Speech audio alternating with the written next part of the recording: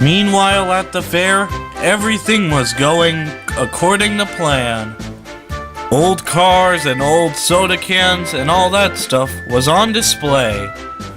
Also, Russell, Sunil, and Vinnie were performing at one of the stadiums where the fair was taking place. Everybody cheered them on. They thought the music was splendid. It looked like another day at the fair was gonna go very well. And what about Duncan, you may ask? Duncan was worse than he ever was before, biffing and bashing the slate trucks for no reason at all. I'll show those imbeciles how a real engine does work. I'll show them. Duncan's driver had recently taken off his magnet and put a coupling onto him so he could couple up to the slate trucks when doing his work. However, he wasn't coupled up to these slate trucks, and yet somehow his coupling got tangled in the truck's couplings. As Duncan tried to back up, he found out he couldn't move and his wheels only skidded. His coupling must be stuck. I'll uncouple him. The truck saw a chance to pay back Duncan. One of them decided to attempt to sound like one of the workmen. All clear to go! Before Duncan's driver could do anything, he fell out of the cab and Duncan started going up the incline with the slate trucks as the trucks were laughing. Oh no, this is bad. I did not sign up for this! Soon Duncan was at the top of the incline. Then Duncan saw the coupling. The coupling holding the trucks, and Duncan couldn't take the weight, and the trucks tried to pull as hard as they could. Break it! Snap it! And they did! Oh no! As Duncan disappeared in the distance. After Russell, Sunil, and Vinnie were done doing their stage performance, the yard manager radioed them. They were told about how Duncan became a runaway and all that other stuff, and were asked if one of them could stop him. Russell had volunteered to go after Duncan, and soon he went to chase the runaway. Meanwhile, Duncan was going through tunnels and sharp curves. He was so spooked. Duncan was spooked and the trucks urged him faster.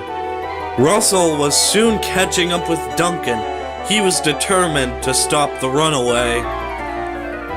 Maybe if Duncan wasn't so impatient and stopped bashing trucks, maybe he wouldn't be in this mess.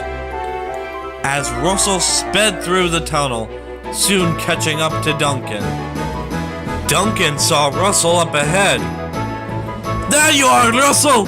Please, stop this at once! Russell grabbed onto Duncan and the trucks and attempted to stop them by force. The tangled coupling didn't break though. It was pulled on for quite some time. The trucks tried to urge Duncan and Russell faster. Faster we go! Faster we go! Pull them along! Don't let them slow! Finally, the train seemed like it was slowing down, but however, the untangled coupling, or tangled coupling, my bad, it had broke off, and the trucks had sped down with Russell, but Duncan didn't. What Duncan didn't know was he was headed for trouble. Behind him was a broken bridge. Duncan broke through the do not cross signs, and then it happened. Duncan slammed full force into the broken bridge. Thankfully, he didn't fall off. Bust my buffers! Soon, Russell arrived with some workmen and the breakdown train. Well. If it isn't Mr. Rock and Roller himself causing another accident. Duncan didn't respond. He felt too exhausted and embarrassed. It wasn't long till workmen put a rope onto his coupling, and then he was rescued. Duncan was took to a repair yard in Newark, New Jersey. The yard manager was waiting for him there.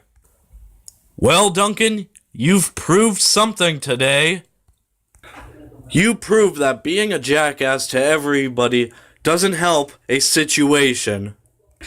Now, you're not at fault for the tangled coupling, but for getting the trucks mad, that is definitely your fault." "Yes, sir. Sorry, sir."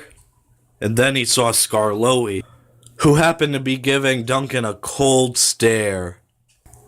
Duncan felt very ashamed of himself. Later that night, everything went very well at the fair. "Wow, the fair's never been this busy." "Oh no, did something happen?" "Well, boys, something did happen." "And what might that be?" "Duncan yet again caused another accident. His story has been told worldwide so far.